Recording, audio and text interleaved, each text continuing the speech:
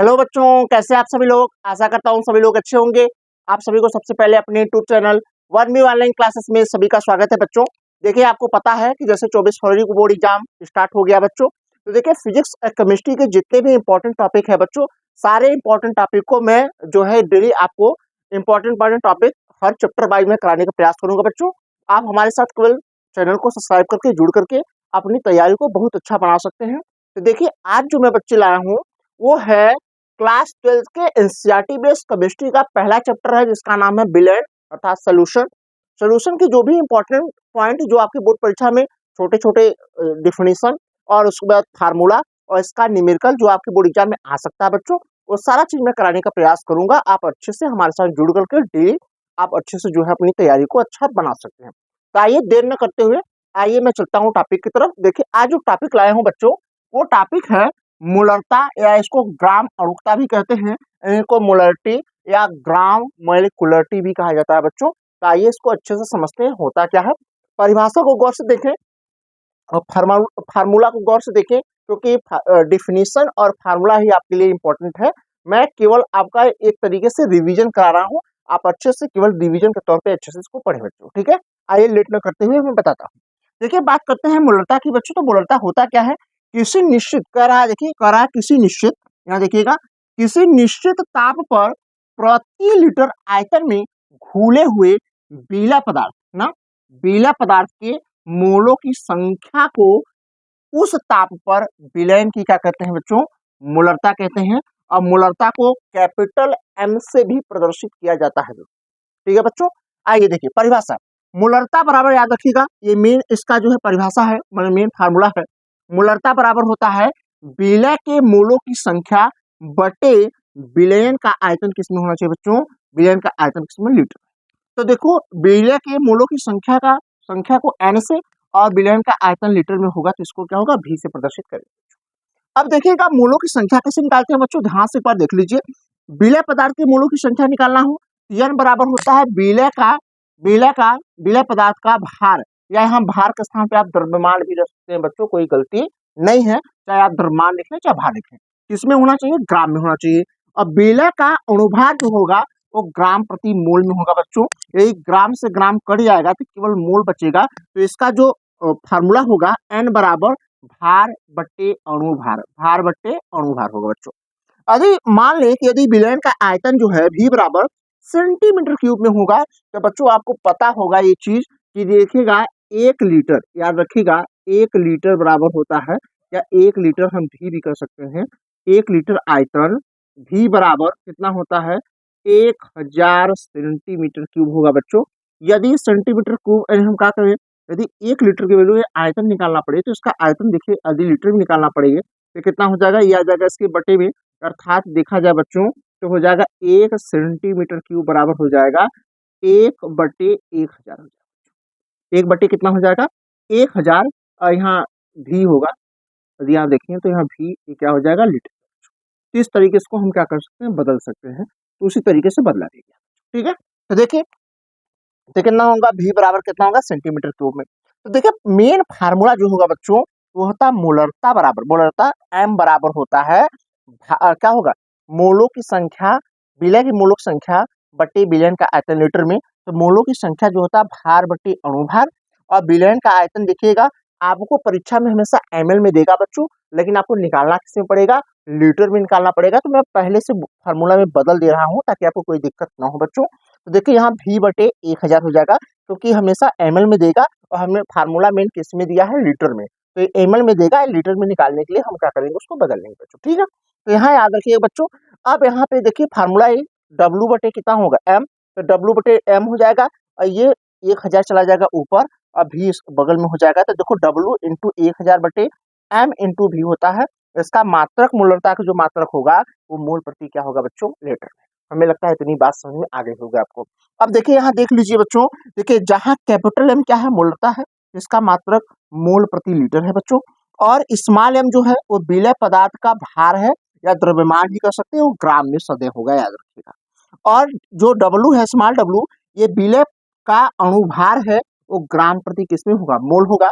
और यहाँ जो V है वो विलयन का आयतन किसमें होगा, लीटर में। लेकिन बच्चों सवाल में हमेशा विलयन का आयतन ml में आएगा, तो ml को लीटर में बदलने के लिए 1000 से हम यहाँ क्या कर देंगे, भाग देंगे। तो निकाल मेन फार्मूला देखो बच्चों, मेन फार्मूला यही है, यानी हम कहें m बराबर मेन फार्मूला W इंटू 1000, ठीक है बच्चों।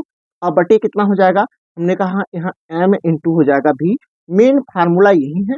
इसका मात्रक अभी हमने बताया कि इसका मात्रक मोल प्रति कितना होता है, लीटर, यही आपको याद रखना है। सवाल के लिए देखिएगा ये फार्मूला याद रखना है।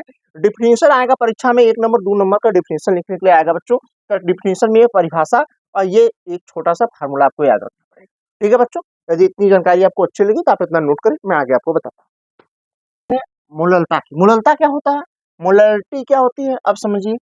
करा है विलायक के 1 केजी द्रव्यमान में, विलायक के 1 केजी द्रव्यमान में घुले हुए विलय पदार्थ के मोलों की संख्या को विलयन की क्या कहते हैं, मोललता कहते हैं बच्चों ना, विलयन की मोललता कहलाती है। इसे m से प्रदर्शित, स्मॉल m से प्रदर्शित करते हैं। जैसे बच्चों देख लीजिए, जैसे हमने कहा कि यहाँ पे मान लीजिए ये कोई टैंक है, ठीक है बच्चों, ये कोई टैंक है और इस टैंक में मान लीजिए जो विलायक है ना, ये मान लीजिए इसमें क्या है, ये विलायक है और इस विलायक का जो हमने कहा भार है कितना है, हमने कहा 1 केजी है। अभी केजी विलायक में कितनी मात्रा जो है विलय पदार्थ की कितनी मात्रा इसमें घोली जा सकी, वही क्या कहलाती है, विलयन की मोललता कहलाती है। स्पष्ट हुआ। तो देखिए विलयन की मोललता बराबर याद रखिए बच्चों, विलयन की मोललता जो होगा स्मॉल m बराबर होता है विलय पदार्थ के मोलों की संख्या बटे विलायक का, याद रखिएगा विलायक का द्रव्यमान किसमें होगा, केजी में। तो इसका जो फार्मूला होता है n अपान जो है W, n मोलों की संख्या W है, एक कैपिटल W है, इसको हम क्या बोलते हैं, विलायक का द्रव्यमान, इसका मात्रा होगा मोल प्रति केजी।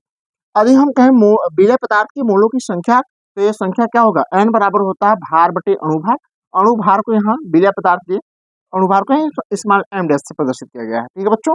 यदि विलायक का देखिएगा, विलायक का द्रव्यमान क्या है, W बराबर क्या, W ये विलायक का द्रव्यमान है, ये किसमें है, हमने कहा ग्राम में। यदि ग्राम में हो हमेशा क्या देगा, याद रखिए विलायक का द्रव्यमान हमेशा ग्राम में आपको सवाल में देगा, सवाल में ग्राम में देगा, लेकिन आपको निकालना किसमें है, केजी में। तो हमने कहा W जो है ग्राम में दिया होगा, लेकिन निकालना किसमें पड़ेगा, केजी में। तो हम क्या करेंगे, देखिएगा जो मोललता का फार्मूला है, मोललता m बराबर क्या होगा, मोलों की संख्या बटे विलायक का द्रव्यमान, द्रव्यमान जो है केजी में। तो देखो क्या होगा, मोलों की संख्या होता है भार बटे अणुभार और विलायक का द्रव्यमान क्या होगा, हमने कहा केजी में, तो केजी में यहाँ हमेशा ग्राम में देगा, तो ग्राम को केजी में बदलने के लिए 1000 से करते हैं, हम भाग देते हैं।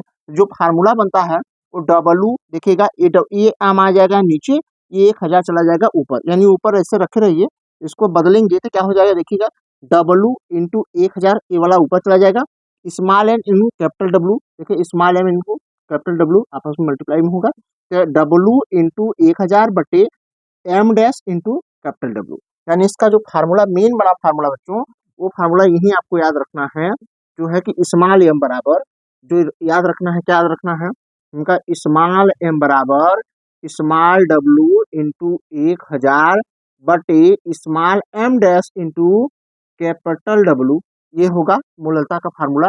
ये होता है मोल प्रति किसमें होगा बच्चों, केजी में। यही मेन फार्मूला है, इसी को आप याद रखें, यही आपका जो है न्यूमेरिकल के लिए यही फार्मूला इंपॉर्टेंट है, याद रखिए जो फार्मूला है लिखा गया। ये हमने बता दिया स्मॉल m क्या है, मोललता है मोल प्रति केजी में, और यहाँ स्मॉल m डैश जो है विलय का अणुभार है ग्राम प्रति मोल में, और यहाँ W जो है विलय का भार है ग्राम में, और कैपिटल W विलायक का द्रव्यमान किसमें है, केजी में। यदि बच्चों इतनी जानकारी आपको अच्छी लगी तो आप अच्छे से इसको नोट करें, एकदम अच्छे तरीके से आपको बताऊंगे ताकि आपके दिमाग में अच्छे से घुस पाए। जब इसको आप न्यूमेरिकल लगाएंगे देखेंगे आपके लिए एकदम एकदम न्यूमेरिकल हवा होगा बच्चों, ठीक है, नोट करें।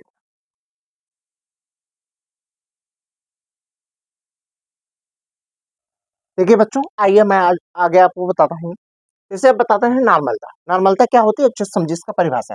कह रहा है एक निश्चित ताप पर विलयन के 1 लीटर आयतन में घुले हुए विलय पदार्थ के ग्राम तुल्यांकों की संख्या को उस ताप पर, जिस ताप पर वह 1 लीटर आयतन में घुलती है, उस पर क्या होगा, विलयन की नॉर्मलता कहलाती है। स्पष्ट हुआ। यानी कह सकते हैं कि 1 लीटर का कोई आयतन है, उस 1 लीटर के आयतन में कितने विलय पदार्थ के ग्राम तुल्यांकों की संख्या घोली जा सकती है, उसको हम क्या बोलते हैं, उस विलयन की नॉर्मलता कहते हैं। स्पष्ट हुआ? देखिए, नॉर्मलता बराबर होता है, याद रखिएगा, इंपॉर्टेंट फार्मूला है, नॉर्मलता बराबर होगा विलय के ग्राम तुल्यांकों की संख्या बटे विलयन का आयतन किसमें होना चाहिए, लीटर। इसका जो मात्रक होगा ग्राम तुल्यांक प्रति क्या होता है, लीटर, याद रखिएगा। कभी कभी मात्रक आपके ऑब्जेक्टिव में पूछ लेता है। इसका देखिए, ये आपका डिफिनेशन पूछेगा तो डिफिनेशन आप लिख लेंगे। यदि इस पर न्यूमेरिकल पूछेगा तो उसके लिए फार्मूला भी मैंने लिखा हो, सारा चीज मैं न्यूमेरिकल भी कराऊंगा, परेशान होने की जरूरत नहीं है। आइए, कह रहा है, आगे कह रहा है कि देखिए अब कैसे निकालेंगे ग्राम तुल्यांकों की संख्या, कैसे निकालते हैं, तो ग्राम तुल्यांक विलय पदार्थ के ग्राम तुल्यांकों की संख्या बराबर होता है विलय का भार ग्राम में, यहाँ द्रव्यमान भी हो सकता है, याद रखिएगा, भार के साथ में द्रव्यमान भी आप लिख सकते हैं। और यहाँ नीचे क्या है, विलय का तुल्यांकी भार। विलय का तुल्यांकी भार कैसे निकालते हैं हम इसके नीचे बताते हैं, परेशान होने की जरूरत नहीं है, ठीक है बच्चों। अम्ल का कैसे निकालते हैं, क्षार का कैसे निकालते हैं, लवण का कैसे निकालते हैं, सारा तुल्यांकी भार हम बताते हैं कैसे निकाला जाता है, ठीक है बच्चों। उसके बाद देखिएगा, यदि हमने कहा विलयन का आयतन किसमें हो, हमने कहा सेंटीमीटर क्यूब में हो, तो उसको सेंटीमीटर क्यूब में आपको पता होगा कि भैया कि यहाँ एक चीज याद रखें कि विलयन का जो आयतन है, हमने कहा 1 लीटर आयतन जो होगा उसके बराबर होता है 1000 सेंटीमीटर क्यूब। 1 सेंटीमीटर क्यूब की वैल्यू कितनी होगी, तो हमने कहा भैया देखिएगा, ये हो जाएगा आपका जो है भी बटे नीचे हो जाएगा 1000, ठीक है बच्चों। ये आपका कितना हो जाएगा 1000, ये लीटर में होगा आयतन जो है, लीटर में बराबर कितने के, 1 सेंटीमीटर क्यूब, ठीक है। इस तरीके से को बदल सकते हैं आप, ठीक है, इस तरीके से। तो देखिए नॉर्मलता बराबर फार्मूला क्या होता है, नॉर्मलता बराबर होता है, देखिए यहाँ क्या होगा, ग्राम तुल्यांकों की संख्या भार बटे तुल्यांकी भार। देखिएगा यहाँ ग्राम तुल्यांकों की संख्या ऊपर है तो भार बटे तुल्यांकी भार, और यहाँ नीचे है विलयन का आयतन क्या है, लीटर में। तो यहाँ आयतन देखिए देगा आपको हमेशा ml में, लेकिन उसको लीटर में हमें चाहिए, तो उसको 1000 से भाग देके लीटर बताने के लिए भी बटे क्या होगा, भी में यानी आयतन में हमने क्या करेंगे 1000 से भाग देंगे, तो ये 1000 चला, देखिए ऊपर ऐसे रखेंगे और इसको पलट लेंगे, होगा भार बटे तुल्यांकी भार, 1000 चला जाएगा ऊपर इंटू 1000 बटे क्या होगा आयतन। तो इसका जो फार्मूला मेन है एन बराबर डब्ल्यू इंटू 1000 बटे ई इंटू क्या होगा वी, इसका मतलब ग्राम तुल्यांक प्रति लीटर। देखिए इसमें एन क्या है, नॉर्मलता है, ग्राम तुल्यांक प्रति लीटर में, ई क्या है, विलय का तुल्यांकी भार है, और डब्ल्यू क्या है, विलय का भार यानी द्रव्यमान भी कर सकते हैं, ग्राम में है, और यहाँ भी क्या है, विलयन का आयतन लीटर में है बच्चों, ठीक है। इतनी बात हमें लगता है आपको समझ में आ गई होगी, इसमें ज्यादा आपको समझने की जरूरत नहीं है, रिवीजन के तौर पे एक क्लास है बच्चों, आप अच्छे से को पढ़ें, केवल रिवीजन करके अच्छे से एक बार कॉपी में उतार लीजिएगा, अपने दोस्तों के पास भी इसको शेयर कर दीजिएगा बच्चों, ताकि आपके दोस्तों का भी भला हो जाए। तो आप इतना नोट करें, मैं आगे आपको बताता हूँ। देखिए बच्चों, आइए मैं आपको समझाता हूँ कि देखिए तुल्यांकी भार कैसे निकालते हैं। देखिए यहाँ हम निकालेंगे विलय का तुल्यांकी भार। अब यहाँ विलय में चाहे अम्ल आ जाए, क्षार आ जाए, लवण आ जाए, किसी की निकालना हो तो कैसे निकालेंगे। पहले देखिए कह रहा है अम्ल का तुल्यांकी भार, तो अम्ल में जैसे मैं एग्जाम्पल में लेता हूँ बच्चों, याद रखिएगा अम्ल के सामने, जैसे हमने एग्जाम्पल में लिया H2SO4, ये क्या है, अम्ल है। यदि इसका हमें क्या निकालना है, हमने कहा अणुभार, तो अणुभार कैसे निकालेंगे। आपको एक चीज पता है बच्चों कि हाइड्रोजन का अणुभार कितना होता है, 1 होता है, और हमने कहा सल्फर का अणुभार कितना होता है, 32 होता है। उसके बाद में देखिएगा ऑक्सीजन का अणुभार कितना होता है, हमने कहा ऑक्सीजन का होता है 16, ठीक है बच्चों। इसी प्रकार से हम इसका यदि अणुभार निकालें, इसका अणुभार निकालें, तो अणुभार इसका निकालेंगे, और उसके बाद देखिएगा अणुभार निकालेंगे, तो देखो अणुभार निकाल लिए, ठीक है ना, कितना आएगा निकाल लेंगे, प्लस इसको जब तोड़ेंगे तो देखिएगा हाइड्रोजन इस तरीके से, हाइड्रोजन यहाँ देखिए 2 आयन देगा, प्लस यहाँ सल्फेट 2 ऋण आयन में बदल जाए। तो देखिए इसमें जो है हाइड्रोजन आयन की जो संख्या होगी वही इसकी क्या होगी, क्षारकता। तो इसका हम निकालेंगे अम्ल का अणुभार निकाल लेंगे, कैसे, आपको पता है कैसे निकाला जाता है अणुभार इसका ना, जितनी संख्या है उसको जोड़ के निकाल लेंगे अणुभार। उसके बाद देखिएगा यदि हम क्षार का निकालना है, तो क्षार में देखिए हम क्षार का निकालते हैं। देखिए क्षार में जैसे हमने कहा NaOH ले लीजिए, NaOH को यदि तोड़ेंगे तो Na देखिएगा पॉजिटिव होगा, और इसमें OH क्या है, निगेटिव। अब इसमें देखिएगा OH निगेटिव है बच्चा, इसमें याद रखिएगा, इसमें हम देखेंगे कि इसमें OH की संख्या। अब इसमें देखिए हम क्षार का अणुभार तो निकाल लेंगे, इसको जोड़कर जैसे सोडियम का 23 होता है, ऑक्सीजन का 16 होता है, हाइड्रोजन का 1 होता है, उससे जोड़ के निकाल लेंगे। उसका अणुभार का मान रखते हैं, जो अम्लीयता होगी जितना इसमें OH आयन की जितनी संख्या होगी उतना इसकी अम्लीयता होगी, और क्षारकता के लिए जितना हाइड्रोजन की संख्या होगी उतना उसकी क्या होगी, जो है कह सकते हैं क्षारकता होगा। उसके बाद बात करते हैं लवण का तुल्यांकी भार। तो लवण की बात करें बच्चा, तो देखिए लवण में जैसे हमने कहा NaCl है, तो NaCl है तो Na क्या होगा प्लस में और Cl क्या होगा माइनस में। तो देखिए Na प्लस में Cl माइनस में, तो यहाँ देखिए और लवण का अणुभार को निकाल लेंगे, यहाँ धन या ऋण आयनों की संख्या, तो धन में देखिए कितना है और ऋण में कितना है, तो दोनों की संख्या आपस में क्या होगी, बराबर होगी। तो हम चाहे धन की संख्या ले लें बच्चा, और चाहे क्या होगा धन की संख्या ले लें, चाहे ऋण की संख्या ले लें, किसी से लेके हम भाग लेंगे तो उसकी का हमें प्राप्त होगी, क्षारकता प्राप्त हो जाएगी। आशा करता हूँ ये सारी चीज आपको इस पर समझ में आ गई हो, तो इतना नोट करिए, आगे आपको और बता। देखिए बच्चों आगे मैं आपको बताता हूँ। देखिए आज में जो है टॉपिक है अब मोल प्रभाज या मोल अंश।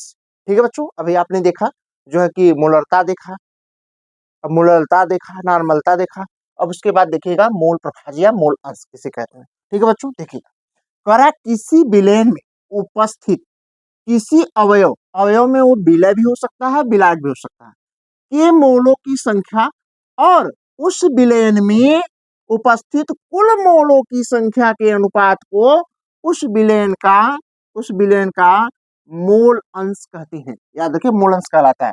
मोल अंश को बच्चा याद रखिएगा, मोल अंश को काई से प्रदर्शित करते हैं, काई एक्स की तरफ होता है, याद रखिएगा। अब देखिए अवयव का मोल अंश बराबर क्या होगा बच्चों, याद रखिएगा, अवयव का मोल अंश बराबर काई बराबर क्या होगा, अवयव में विलय या विलायक के मोलों की संख्या बटे विलयन के कुल मोलों की संख्या बच्चों। तो देखिए जैसे यहाँ मैंने विलय का निकाल के दिखाया बच्चों, तो देखिए ये विलय का मूल अंश कैसे निकालते हैं। तो देखिए विलय का मूल अंश बराबर होता है विलय के मूलों की संख्या बटे विलय के मूलों की संख्या प्लस विलायक के मूलों की संख्या। इसी प्रकार से यदि यहाँ विलायक के मूल अंश निकालना पड़े तो विलायक का मूल अंश काई बी यहाँ काई ए होगा, तो हम काई बी मान लेंगे, तो काई बी बराबर होगा वहाँ विलायक के मोलों की संख्या बटे विलय के मोलों की संख्या प्लस विलायक के मोलों की संख्या, ऐसे निकाल लेंगे बच्चों। ठीक है, यहाँ देखिए दो फार्मूला है छोटे छोटे बच्चों, इन दोनों फार्मूला को हमें समझना है। यानी उनका विलय का मूल अंश बराबर यानी काई एक बोलते हैं विलय के मूलों की संख्या बटे विलय के मूलों की संख्या प्लस विलय के मूलों की संख्या। अब देखिएगा काई ए क्या है, विलय का मूल अंश। अब उसके बाद काई बी क्या है, विलायक का मूल अंश। एन ए क्या है, विलय के मूलों की संख्या प्लस एन बी क्या है, विलायक के मूलों की संख्या। तो फार्मूला देखिए यदि विलय के लिए निकाले तो विलय के लिए बच्चा ये देखिए विलय के लिए है फार्मूला, ये देखिए विलय के लिए है, और ये आपका किसके लिए है, ये विलायक के लिए। ठीक है, तो विलय के लिए क्या होगा, विलय का मूल अंश काई ए बराबर होगा विलय के मूलों की संख्या बटे विलय के मूलों की संख्या प्लस विलायक के मूलों की संख्या। यदि विलायक का निकालना हो तो विलायक का मूल अंश बराबर होगा काई बी बराबर विलय का मूलों की संख्या बटे विलायक के मूलों की संख्या बटे विलय के मूलों की संख्या प्लस विलायक के मूलों की संख्या। स्पष्ट हुआ, विलायक के मूलों की संख्या बराबर बटे विलय के मूलों की संख्या प्लस विलायक के मूलों की संख्या बराबर जो होगा वो क्या होगा, वो विलायक का मोल अंश। ठीक है बच्चों, हमें लगता है सारी चीजें आपको इस पर समझ में आ गई होगी। ये सारा चीज आपको स्पष्ट हो गया होगा कि काई ए क्या है, विलय का मूल अंश है, काई बी क्या है, विलायक का मूल अंश है, एन ए क्या है, विलय के मूलों की संख्या, और जबकि एन बी क्या है, विलायक के मूलों की संख्या। यदि सारी जानकारी आपको अच्छी लगी बच्चों, चैनल को लाइक सब्सक्राइब शेयर कमेंट करिएगा बच्चों। देखिएगा ये टॉपिक अब आपको रेगुलर हमारे चैनल पे आपको वीडियो मिलेंगी, आपके बोर्ड एग्जाम की तैयारी अच्छे से कराई जाएगी बच्चों। तो वीडियो को ज्यादा से ज्यादा बच्चों के पास शेयर करें, अपने दोस्तों के पास शेयर करें, और बच्चों एक याद रखिएगा चैनल को सब्सक्राइब कर लीजिएगा, और आप अपना सुझाव जरूर दीजिएगा, कमेंट में आप जरूर कमेंट करिएगा, हाँ सर अच्छा लगा, ऐसे कंटिन्यू आप वीडियो डालते रहें। तो आपको मिलते हैं नेक्स्ट क्लास में, तब तक के लिए बच्चों थैंक यू सो मच।